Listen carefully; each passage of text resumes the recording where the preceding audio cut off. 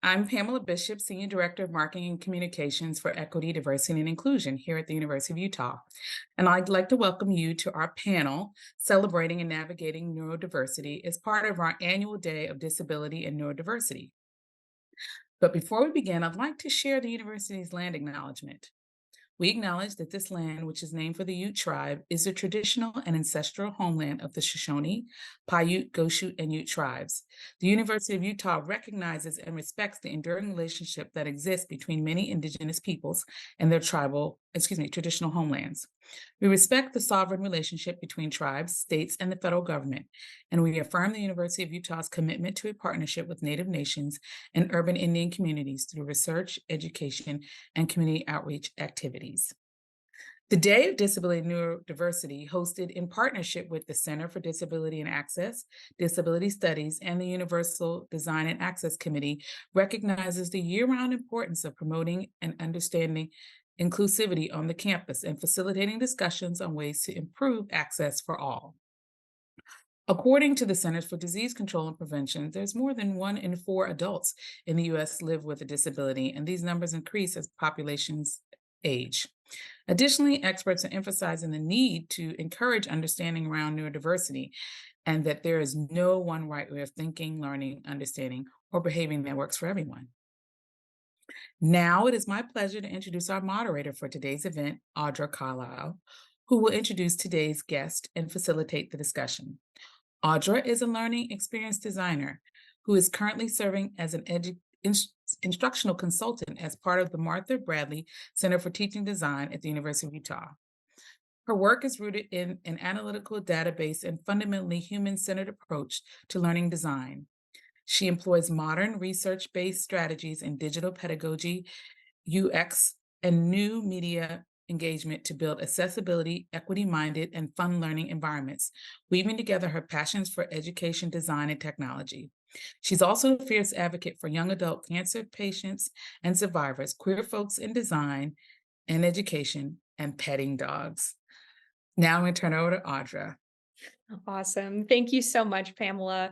And thank you all so much for joining us today. I want to begin by introducing our fantastic panelists. They are bringing all kinds of fantastic experience and knowledge to our discussion, really talking about celebrating and navigating neurodiversity. So our first panelist today, Michael Bard, has been working with the Office of the Registrar in various roles since 2007. He is currently a scheduling specialist here at the U and also proudly autistic. Our second panelist, Jane Price. Jane has an eclectic background, all kinds of fun things. I'm really excited about all of the fun things that you have written in your bio. Having taught English as a second language in Seoul, Korea, for the University of Texas, here at the University of Utah, focusing on American English pronunciation, degrees in French Horn, English, and speech language pathology, and is currently inexplicably working as the College of Nursing's embedded learning experience designer. She did not get her official autism diagnosis until she was in her 40s and has since been a campus advocate for neurodiversity awareness and an active promoter of the use of universal design, or UDL, in Canvas. She believes that a thoughtful UDL-inspired course design benefits everyone and can head off or at least eliminate student accommodation requests from the beginning of the semester. In her free time, Jane enjoys cooking vegetarian food, making stop-motion movies, building miniatures, and plays handbells with the Salt Lake City Bells and piano with the Offbeats traditional jazz band, which she and her also autistic husband run together. So many fun things to talk about. I'm so excited about everybody on this panel. What a know-it-all, right? Yeah. Our third panelist is Jackie Warner. Jackie is a current career services professional, and also a special education teacher in the past with over 8 years of experience in education, and has worked with students both with and without disabilities from birth through adulthood. Jackie herself has multiple invisible disabilities, including ADHD, and she identifies with the neurodivergent community. Jackie is an advocate for inclusion of all kinds, and within career services acts as a guide for people who need to ask for accommodations from their workplace, those who are deciding whether or not to disclose their disabilities, and for people with disabilities in work in general. And last, but certainly not least, our final panelist today is Dr. Sheree Watkins. Dr. Watkins is a renowned clinical psychotherapist and certified coach with a decade of experience in mental health and wellness. She currently serves as the Associate VP of Student Health and Wellness here at the U and dedicated to improving access to counseling and addiction services for historically marginalized populations. Dr. Watkins passionately empowers individuals to enhance their well-being and embark on emotional healing journeys. With 4 degrees from East Carolina University, including a PhD in rehabilitation counseling and administration, no small feat. She has also received personal honors from Zeta Phi Beta sorority and also professional recognition from the ECU Leadership Awards 40 Under 40 inaugural class. That is a big recognition. So we're so excited to have everyone here. Dr. Watkins is also a sought-after keynote speaker and author of the acclaimed book, Healing in Review, offering tools and journaling for healing journeys. In Salt Lake City, Dr. Watkins resides with her husband, Lorenza, their 2 sons, William and Bryson, and she continues her commitment to self-care and personal growth through all of her recent publications. Welcome to each and every single one of you and our incredible audience today. Thank you so much for joining us.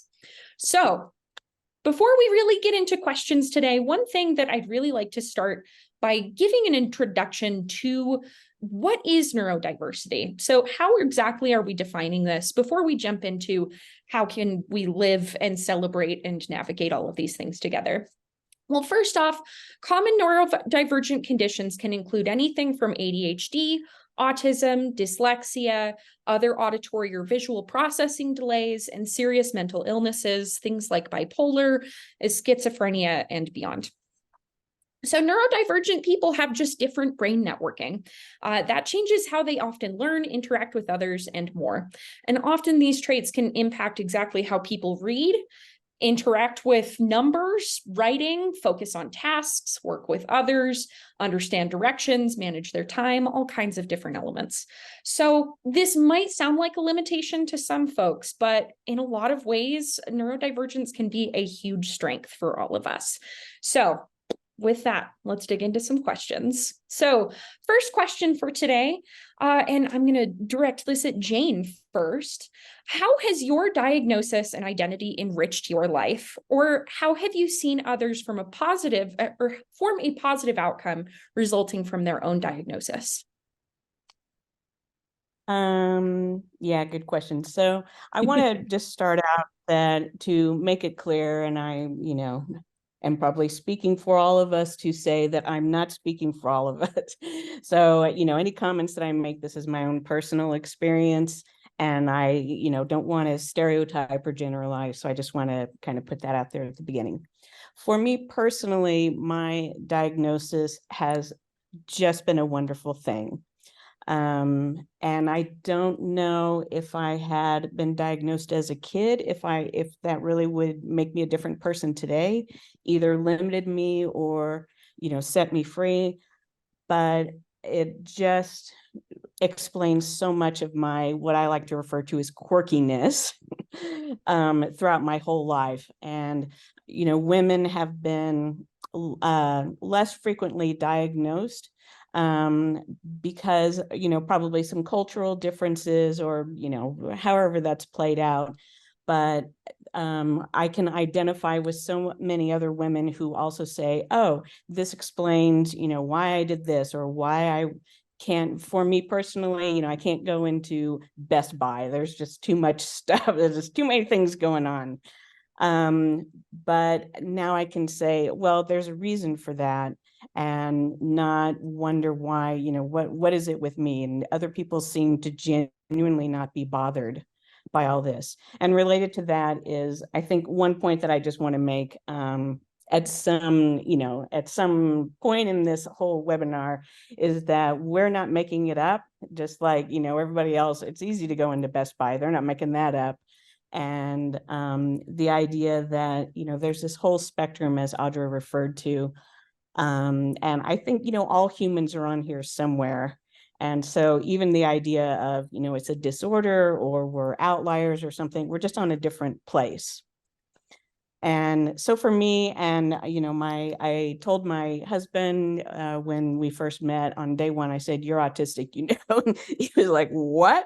And so this explained his whole life to him, that he doesn't do things because he's a jerk. He doesn't understand why people don't do it the same way. And so I hope that has answered a little bit, but I'll hand it back over to Audra now.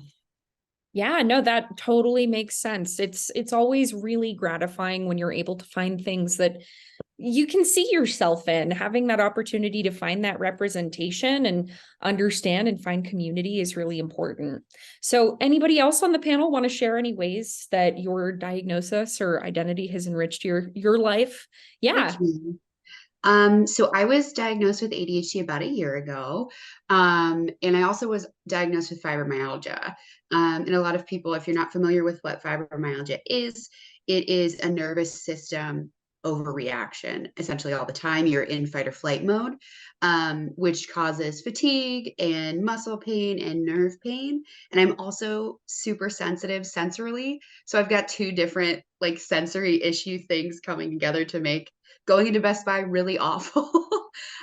So I completely relate to that. Although I don't know what Target is doing, but I love going into Target. Big box stores like that. Besides Target, I really can't. But with all of that, I actually kind of self-diagnosed myself on TikTok first, and that is how I brought it up to my doctor. So absolutely not advocating for self-diagnosis. Please always see someone if you suspect something. But again, as a woman, I did well in school, and everyone was like, "Oh, she just has anxiety," because I was such a perfectionist. I was constantly writing everything down, being super early. I would freak out if we weren't going to be early somewhere as a kid. I would panic if my mom was like, "You have to wear jeans and a turtleneck," and I'm like, "I can't wear that. It's so uncomfortable." And I would just have a meltdown. I would cry. My mom's like, "Oh my gosh, you're so dramatic, right? You have so much anxiety." And a lot of women are told it's anxiety, it's anxiety, it's anxiety. And that comes into like the health equity part of things, right? But I went to my doctor, who is one of the first people that really has listened to me. And I said, I think I may have ADHD. And she gave me a psychiatrist to talk to. And she said, "Yeah, you do." And I had to take a test, which is like excruciating because you basically have to sit in a room alone for 30 minutes and not do anything else. And I was like, "Ugh, oh my gosh, I'm always doing 10 million things at once. I have 1,000 Google Chrome tabs open. I have multiple to-do lists, but I think that makes me better at my job. I pick up on a lot of things that other people don't. I'm very empathetic. I have a lot of I've just forgotten the word, which is also an ADHD trait of mine. But I'm very hyper alert is the word, sorry. And I see things that other people don't, which makes me a really good listener. It makes me a good career counselor. And it also just helps me find things and connect with people in the world. It also helps me see patterns. And I think a lot of neurodiverse people can relate to this. I can problem solve like nobody's business because I see all of the little things and I can put it together and solve it in like 10 seconds flat, and everyone else is still thinking about it, which actually is something that frustrates me, is when I'm like, I know I'm right, like please move on and do something else. But it really has led to me being open and accepting my diagnosis, because I want more people to know this is what ADHD in women looks like. And it has in that way let me be myself at work, and I want to help other people find that. And it also has led to me being able to do cool stuff like speak on this panel. That is so true. And yeah, no, I think that there's a lot to finding care teams that you really feel represent you and are really standing up for your needs too. That's a really important part of the whole process. Finding folks in your little world that can help you be yourself. So, any other notes from Michael or Sheree? Otherwise, we can move on to our next question. I would just add briefly that I think Jackie took my thunder. So kudos to Jackie. Because it was interesting. I was born with my bestie, as I like to say. I'm an identical twin. And so we just thought we were just a little bit hyper. And like you sometimes see in social media and TikTok, we saw these memes come out a while ago discussing how many women our young girls are labeled talkative in elementary school. And I didn't necessarily think I was talkative. I just thought that I was engaging in the classroom. And so used to get those little report cards. And I remember the very first time that I decided to change that unsatisfactory to try to change it to something different. And later found out in graduate school, I was diagnosed when I was getting my first master's that I had ADHD. And it totally made sense. Everything came into like this big light bulb moment of how I was circumventing and coming up with different types of ways to navigate how my brain was misfiring or once again rerouting different ways than other people. And so graduate school was different than undergrad. It was different than high school in ways that became more difficult. So getting that diagnosis my first semester in graduate school made things a lot more clear for me. It made things easier. And so also allowed for me to have a conversation with our mom, because both me and my twin were diagnosed with it, and saying, Mom, see, it wasn't that we was talkative and it wasn't that we was, bad or anything. We were just needing some different help. But it also later in life is now I sit in this role as a mom. And I also sit in this role as an older sister. I look at it from a genetic point of view. So I have me, my sister, our younger brother, my oldest son, my twin sister's oldest son, and I see the genetics of it down the pipeline of our family. So you see it both in gender on both sides, and it also looks different. What we saw in ourselves as young women and what we see in our boys, it looks different, and how we've had to navigate that. And so, as Jackie also said, I am a problem solver. In the jobs that I've had over my careers, I've named myself the Olivia Pope in counseling and administration. I typically have came in and built organizations from scratch, or have had to come in and fix it. And so now I'm okay with that later on in life.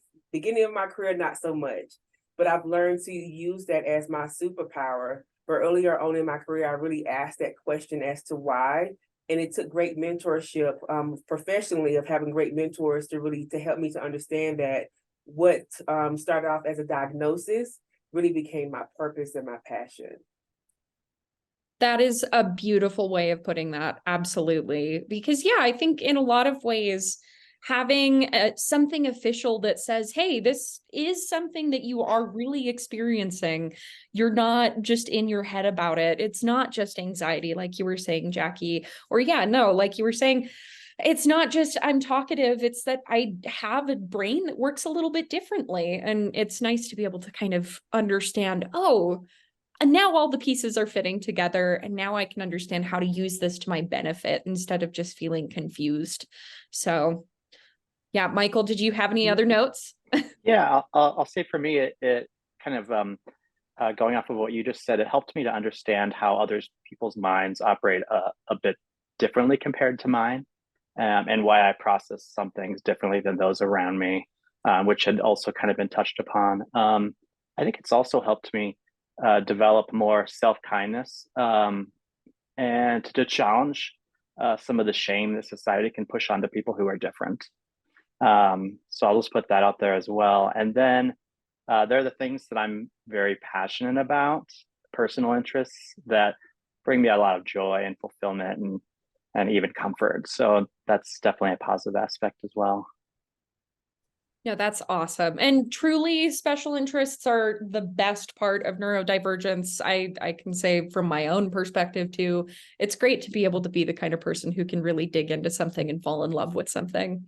You touched on a really good point, kind of thinking about, a lot of the time when we're talking about these differences that come up when we are neurodivergent people, they're often seen as something shameful or something uncomfortable. So next question on our list, can you discuss some of the common hurdles that you have seen those with neurodivergence face in the workplace or in the classroom? Are there ways that your own diagnosis or identity has been a challenge for your own professional life?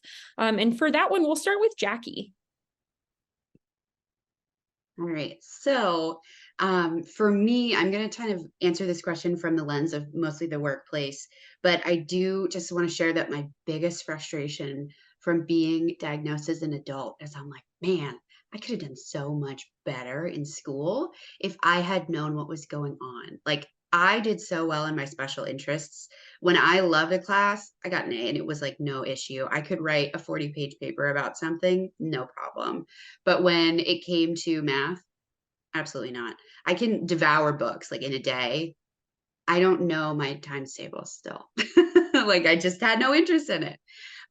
So with that though, I currently work in career services, which is kind of a happy thing that occurred to me. One of my friends told me like, you'd be really good at this. And I was like, I don't know anything about careers when I was moving away from being a teacher. But, I've learned so much. And one of the things that is the biggest hurdle, I think, in the American workplace right now is discrimination on all levels.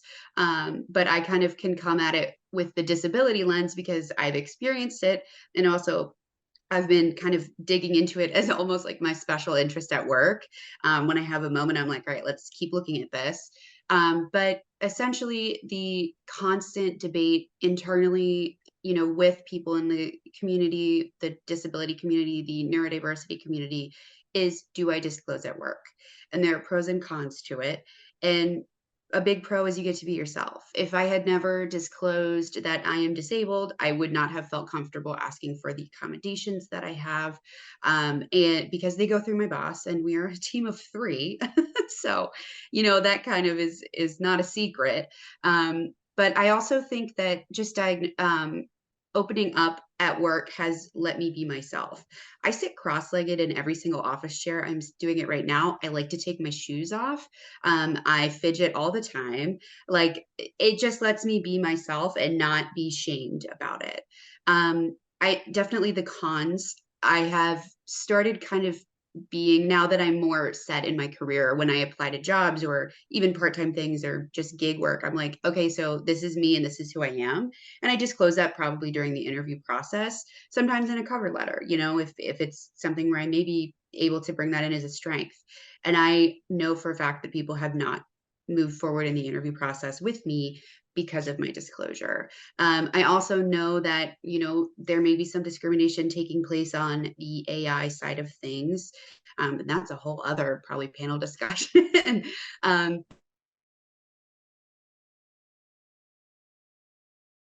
Strategically, and that is something that every single person needs to decide for themselves.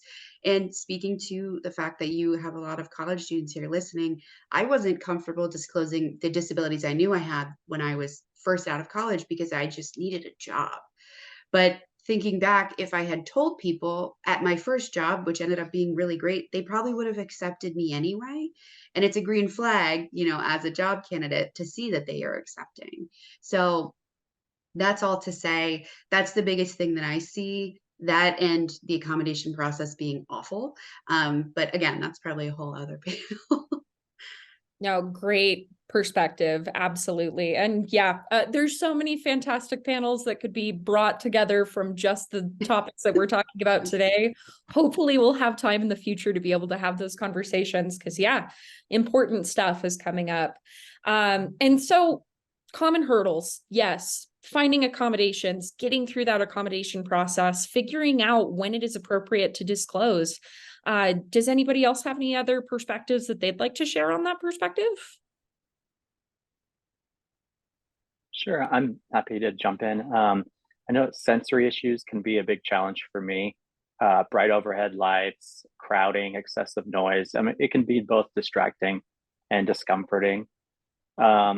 It can be also particularly difficult to navigate sensory issues if I'm limited by others or so on and how I can respond or cope.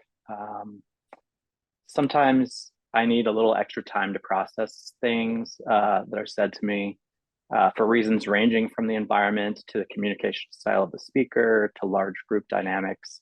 And the social pressure just to quickly and perfectly respond can be really anxiety provoking. And the harsh judgment just seems to abound in our society in general. So overcoming, just a lifetime of accumulated social anxiety and bullying, trauma, and shame is also very challenging. Unpacking all of that, all those confusing things that happened to me growing up as an adult, and learning how to navigate those things. Yeah. No, absolutely. And I think that, we are the people who we have created over the entirety of our lifetimes. And yeah, when you grow up in a space that isn't particularly friendly to folks who think or learn or speak a little bit differently, it can get really challenging for sure. So Jane, Sheree, any perspectives from you too? Yeah, Michael, I'm sorry about all that. That's so unnecessary. That so didn't need to happen. And I want to say that right now I'm at the College of Nursing at the U, and it really is an ideal situation for me personally. I've really lucked out in my professional life. So I ended up at the College of Nursing because I knew they would be accommodating. So before that, I had asked for, I like my laser focus. And when my laser focus is broken, I can't get back on track. And I think that's pretty universal for everybody here, especially on this panel. But I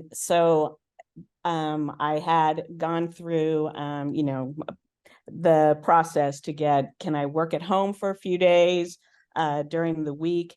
And my previous employer was very much butts in chairs. You're going to be micromanaged, and it just wasn't working for me. And when I would be in a meetings were just horrible for me, because my first thought is, oh, my chair spins. This is so cool. Okay, not supposed to spin chair. Oh, I really need my fidget cube. Okay, that drives everybody crazy. And then I would sit in a meeting, and oh, I should know that person. Now, who's that? No, that's not the person. Oh, somebody just asked me a question. Okay, what are we talking about? I have no idea. I haven't been following. And at the College of Nursing, when they knew about me, and I just disclosed from the get-go as part of my hiring agreement.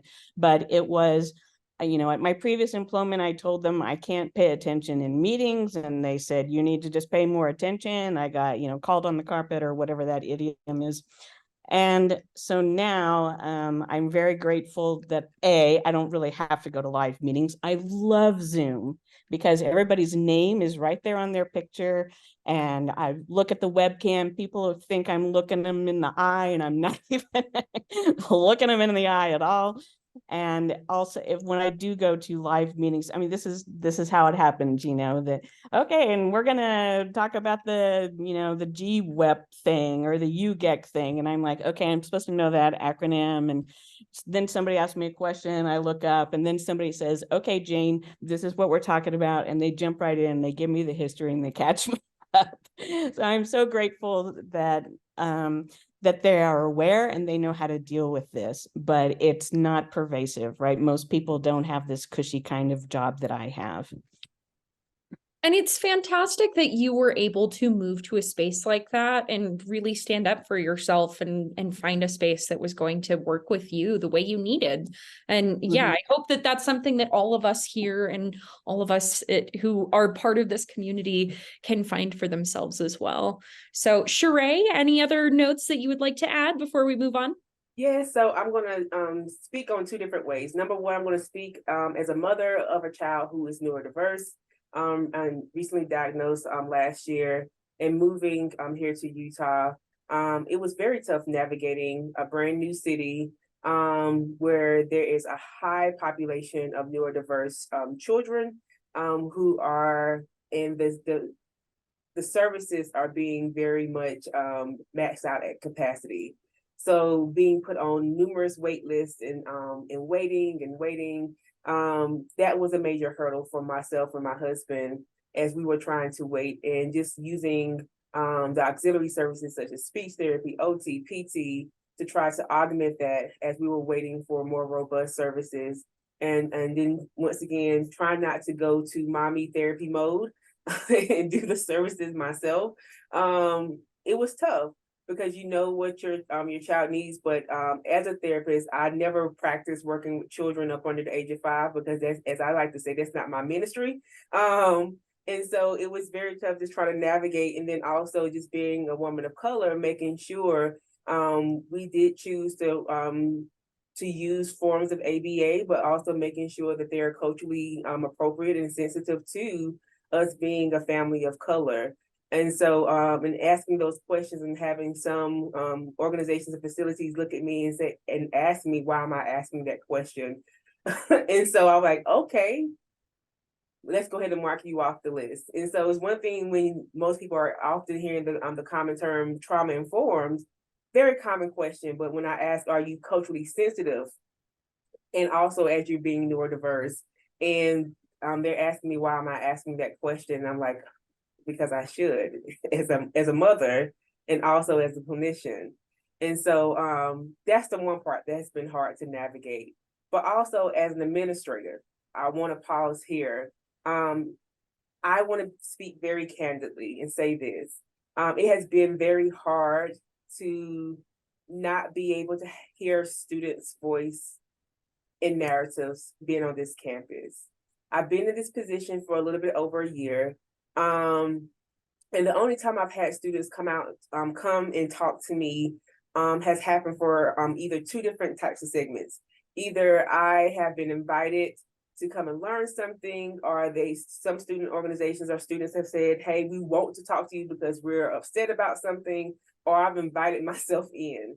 And I know that there are gaps in our services and resources that we have here on campus, but for some reason there is a culture where students do not feel that they're able to communicate, hey, we have some issues, because I know that they're there.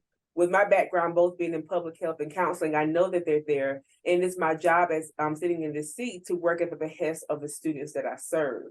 And so as being a person who's new, it takes time to navigate this this community and this culture, to hear these stories and to talk and listen to everyone. But I find that students are not talking when they're having bad experiences in these different spaces. They don't go back to those same spaces and have conversations with the providers or even the directors, or even move up the ladder to even come and talk to me. And to me, for me, as a person who receives services too, that says something. Why do students not feel that they have a voice to share when they may have had problems, or they may feel that there's gaps in resources and tools here on campus that they need to service them? That's a problem. Yeah, that is a fantastic thing to point out here, because yeah, I mean, a lot of the time when we are talking about what are these hurdles that we're facing, yes, it is like you were saying for your children, some of it is just a lack of access, but also there's some of it that really is the things are there, but they're just not being used the way they could be because they're not really addressing the audience they need to be. So fantastic point. Moving on to our next question. So what are some tips that you have for collaborating with neurotypical team members? This is a really common thing that a lot of us run into when, yeah, we think a little different, and then other people also think differently too. So we'll start with Michael. Do you have any tips for folks? Sure. I'd say I'd ask my neurotypical peers just to be mindful of sensory environments and how we navigate those. Some of us may experience more sensory input, as has been illustrated on this panel, and some of us are more intensely impacted by it. And maybe be aware that neurotypicals seem to commonly misread and misjudge the neurodivergent. So I would just ask people to pause, check assumptions, ask questions for insight and how I'm feeling, my motivations, my needs, my thoughts, etc., instead of just guessing.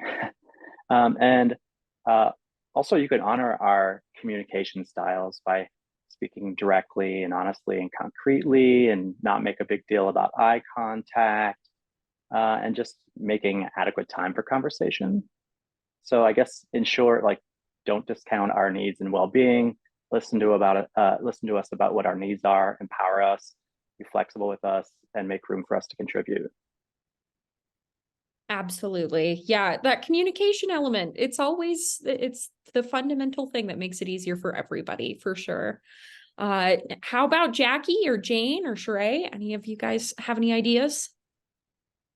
One of my best pieces that I like to say when communicating with those of various forms of disabilities is, if you have questions on of how to communicate, how to build relationships, is to ask.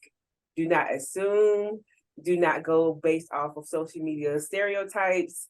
It's just to ask. It's okay to ask, and also for you to do your homework. I think they both can coincide and also happen at the same time. It is not their responsibility to always to teach.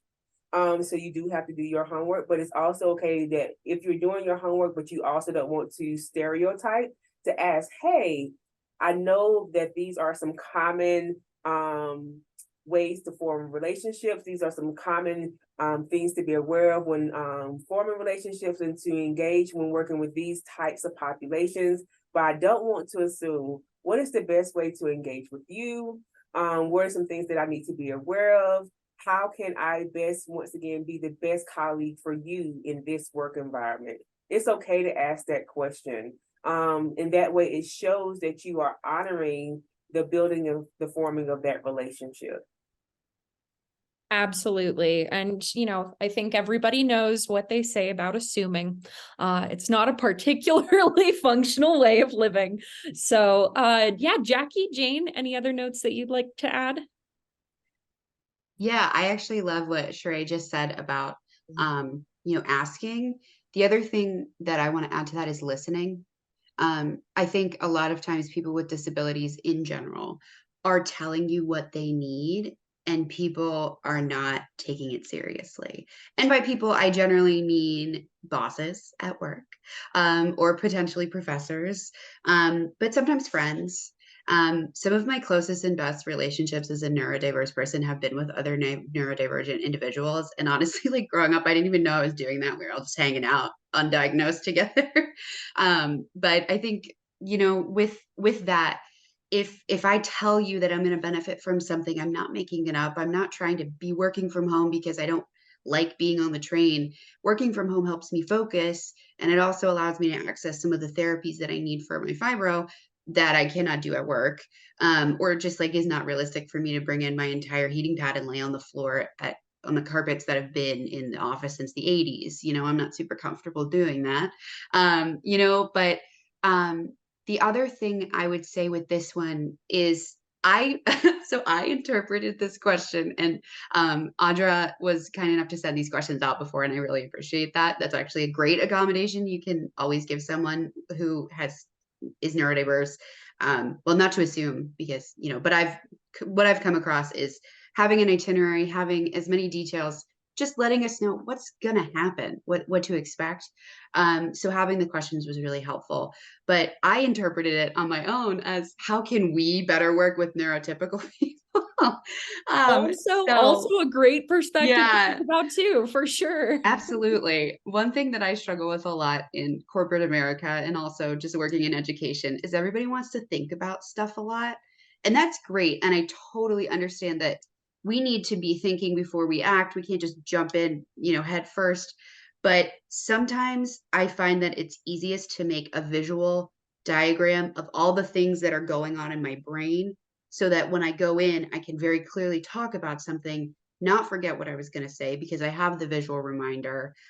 So my coworkers are always getting like maps, and like I just was talking about how I don't think that our floor is very inviting for students, and so we should redo it. So I found a 5D like map maker online, and I was like, here's what I'm thinking, because I cannot explain it very well verbally. So I think that, being ready to know what you're going to say, and having visuals, and like put together a PowerPoint if you need to get your point across, like do what you need to do to make it work. Fantastic advice. Absolutely. And I do want to note, we do have a bunch of really great questions in the Q&A. We will be getting to those at the end of our session today. So we'll come back to that in a minute here. But beyond that, any further notes on any tips for collaboration before we move on to our next question? I just love the people on this panel because everything you say, I go, ding, ding, ding. And I wanted to just give some really concrete suggestions that I get to kind of see things from neurotypical and from the autism side because my husband is further along the spectrum and he absolutely needs time management help. And to when he's focused, I mean laser focused. So he runs a swing band and he does a lot of arranging and whatever, and he can't deviate from that. So 4 a.m, he's still in there. So some tips I would have that kind of apply to, I'm sure all of us, would be if you are a manager, to make sure that your employee absolutely knows what it is that you're expecting them to do, give very clear directions and a clear timeline. And otherwise they're going to be making it up. Like, why am I an instructional designer if I was a music major? Because I just make stuff up until I find something that works. But I love it when, as Jackie was referring to, just outline things. Here's the agenda. Here's what we're going to do in a meeting. Let's get right to it and not really deviate from things. I don't like deviation. And then I'm off on my own thing. But and Michael had said something about being direct. I hate that when I'm, conversing or doing an email or something. And what do they really mean? Are they saying what I think they're saying? Just be honest and direct. I appreciate it. I want to know which lane is it on when you make a left turn and you got 3 choices, which one is mine? Just paint it on the pavement and don't leave it up to chance. I like things very direct. And, I also like the fact that I can think out of the box because I don't have a box. And so problem solving for me, I love that kind of thing. But I guess my point here, I don't know, I'm rambling now, but the point is, we all do better, especially if you're designing an assignment, if you're a professor or whatever. Tell the students exactly what you want them to do. Put in a rubric, don't leave it up to chance. Some of them will be fine and some of them will flail around and go, I don't want to look like a dummy, but I don't know what I'm supposed to do. Communication. Absolutely. And really making sure that you're following through on that and being honest with folks. All fantastic advice today. Fantastic advice. And speaking of advice, our last question for our official panel questions today. What advice might you offer to other neurodiverse people in our community? And for that one, we'll start out with Sheree.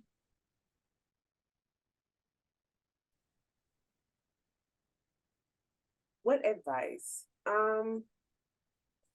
Find your voice as you're navigating this current community here on this campus, because it would definitely help you to navigate once you are going off into the larger community. And what I found to be helpful is to navigate that is getting great mentors. Mentorship, I think, is very important. And the best advice that I can recommend for that is finding mentors who look like you and those who don't. So 2 different types. And so having a mentor who is also neurodiverse will help you to be able to navigate a lot of the questions that we just talked about. When to disclose, when not to disclose, how to come up with what I call that elevator speech, or what would that sound like as you're preparing for different types of interviews in workplaces, or sometimes when you may find yourself in very tough or very interesting types of conversations. And then also having a mentor who doesn't look like you, who may be a specialist in some type of special topic or something else, a particular major or profession, whatever it may be, because they also help you in other ways that can also be very fulfilling. What I found in having that type of relationship with different types of mentorships is helped me as a person with my own disabilities, as a person who's first gen, as a woman of color, to navigate into this seat that I'm sitting in, that I never thought that a person who had a grandmother who had my mom at 14, my mom had twins at 18, that I shouldn't be sitting here. And so that's the best advice that I can give as a person with various people who are living with neurodivergence, is mentorship, because it's definitely helped ground me, and it helps me to not live with my various different types of titles. Fantastic advice. And yeah, finding that community, finding those spaces where you feel, yeah, that level of mentorship, and having people who can help you find your voice in that process too. That's a fantastic perspective. Yeah. Jackie, Michael, Jane, any particular wise sage words you'd like to share? I would say do what you need to do and don't apologize for it. Be yourself, and whoever wants to be with you and be your friend, I feel like I'm like, in elementary school again, but if someone doesn't accept you for who you really are, then they're not a good friend, right? And sometimes it gets more tricky when it's coworkers or family, but in situations where relationships can be cut, potentially it may be a good idea, or distance yourself, right? And I struggled with that in college a lot. I had some friends who were not really good friends, and you're like, oh, I just want to find community. I just want to find people to be with. So you find yourself masking and changing who you are to fit in, when it's not sustainable emotionally or socially, really. And things kind of blew up in my face. But I think that's for the best, right? Because you can learn more about yourself. But yeah, just being yourself, being true to yourself. I recently I've always wanted to collect Barbies, and like with the Barbie movie, I feel like it gave me the confidence to do it. And I was like, this is so silly. Why don't I want to do this? Because I think other people will think I'm silly. Like, who cares? It's my house. It's my money, So just As do your yeah, thing. exactly. And as a fellow Barbie and hot pink enthusiast, Mhm. completely understood on that one. And Yeah. yeah, I think especially you kind of touched on something really important there. Really, I think a lot of us who are part of this neurodivergent community, disabled community at large, is that exact experience of finding people that sometimes you think that that's really the place that you're meant to be, but sometimes it's also realizing that, oh, these people don't love me for who exactly I am. It's a projection of who I might be. And so, yeah, I think finding that community, finding those people who love you, sticking with that and being yourself is a really, really great perspective to share with folks for sure. Jane or Michael or any other further words of Oh, advice? can I just say yes, yes, yes, yes. That was great. I can't agree more. But I'll put a few things out there, I guess. But very related. Generally, setting healthy boundaries for yourself with people, making time for yourself, the things that you enjoy, prioritizing self-care. I mean, your well-being is really important. Regarding academics and careers, I'd say be persistent, play to your strengths, pursue things that you're interested or that you enjoy or are passionate about. And then I guess finally, I just say our campus community isn't perfect. Our campus community is still learning about neurodiversity, and that it's a natural and valuable form of diversity. But the U is better because neurodiverse people are here, and that you belong here too. Absolutely. Absolutely agreed. Like you were saying, yes, yes, yes, yes, yes. Jane, any other notes that you'd like to share? Yeah, if you are watching this webinar and you've wondered about yourself, does this apply to me? Then it probably does. I've never talked to anybody who who said, oh, I think maybe I have ADHD or whatever, and then later they go, no, it was just a stomach ache. I mean, that never happens. So if you are somewhat curious about this, I would Google, I didn't look it up, but her name is Samantha Kraft. And I'm speaking mostly to women here because, there's so much less documentation that involves us. But Kraft with a C, and, we used to call it Asperger's, but she had this blog about it, and she has this whole checklist of, here's some traits that I've just noticed. So it's not an official anything, but if you look through that list, I mean, for me, it was ding, ding, ding, ding, ding. How does this not apply to everybody? Oh, because it so clearly applies to me. But that would be a name to Google, Samantha Kraft. Fantastic advice. Always really great to find those resources that can help you kind of navigate, whether it's a new identity or something that you've lived with the whole time and kind of knew about for the whole time. It's always nice to be able to find new perspectives. So that's our official questions. So we're coming to the part where we open it up to the questions from our Q&A box. So I've got a couple of things that came in that were really, really great. I think two that are really related to each other. So from Claudia, what advice do you have in regards to overcoming the fear of stigma? I'm afraid that my diagnosis will cause people to form a bias towards me as I am an autistic woman, so I tend not to share it. What advice do you have for people who feel similar to me?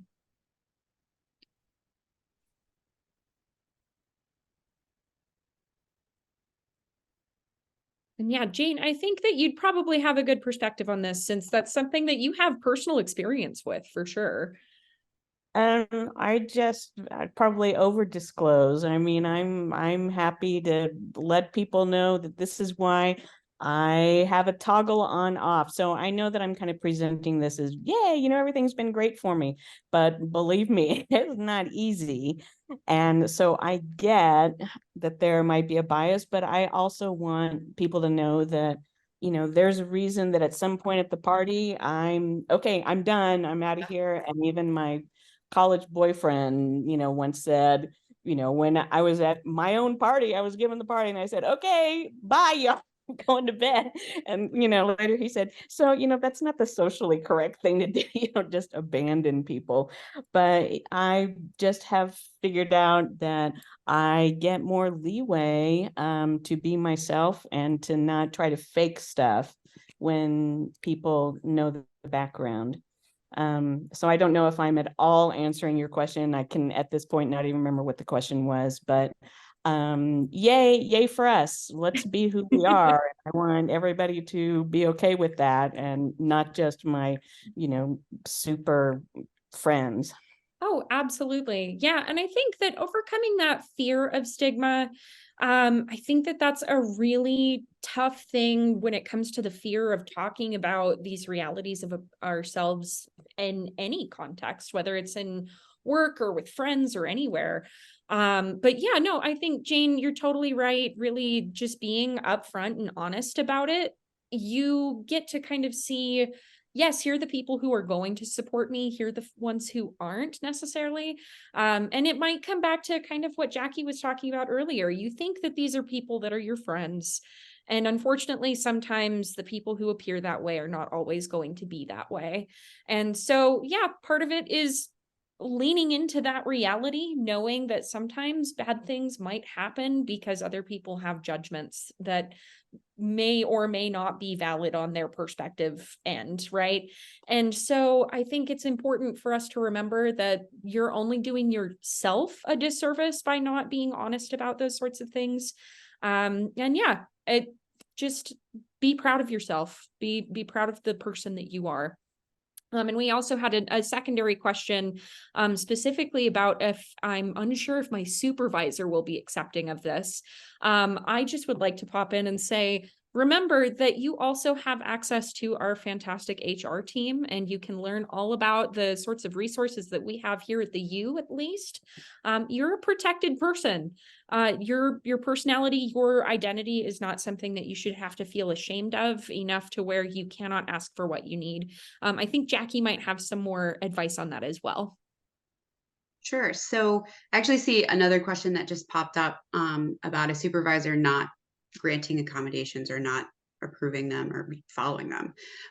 So to kind of answer both, with not knowing if you should disclose. I'm a big list person. I like to write things down. I'm a visual person. Literally make a pro and cons list. What would you gain from disclosing at this time in this job? And what would you lose potentially? If you need to apply for an accommodation, if you would do a better job at work, you know, you are protected legally. And also to answer the anonymous person who shared, and thank you for asking, is you under the Americans with Disabilities Act are protected at work. If you have gone through the right processes with HR and have a formal accommodation, this is now a legal matter. And I'm not saying like get a lawyer and sue, but what I am saying is go to HR and say, hey, this isn't happening. And if it continues to not happen, then it's time to maybe find a lawyer, although I'm not giving legal advice at all. Or B, find a new job. And I know that is way easier said than done. I have been there, done that. I have spent in the last 2 years about 12 months unemployed because I was bobbing around trying to figure out where I can be accepted for who I am. And thankfully, I had a really great family that I was nannying for, and they were super COVID safe, which was like so great. But that's an ideal situation that not everyone is in. And sometimes you got to stick it out and be in this awful place until you can find the right place to be. And that is so much easier said than done. And this is something that I talk to students a lot about one-on-one in like career counseling sessions. I would highly recommend you talk with a therapist, whether it's a counselor on campus, privately, or even someone in the career center, because they probably will be the most help. And it's hard to answer any question without knowing you and your situation. And I'm obviously not going to ask you that on this live webinar that's being recorded, but you know, finding someone to even talk it out with, even if it's like just your mom, you know, that can be really helpful. Absolutely. Fantastic advice on that for sure. And also, yeah, if you have further questions and you are at the U, there's so many really great resources that you can come to asking those questions, whether that is from a staff perspective, talking to HR, and you can also talk to the Center for Disability and Access, or CDA, as well as the Disability Studies Department as well. All of us have some really great perspectives on things. Also, shouts out to Claudia putting into the Q&A. The Disability and Access and STEM student group is here watching the webinar, asking these questions that are coming up from her. So thank you so much for joining us. And last, great question from Tony.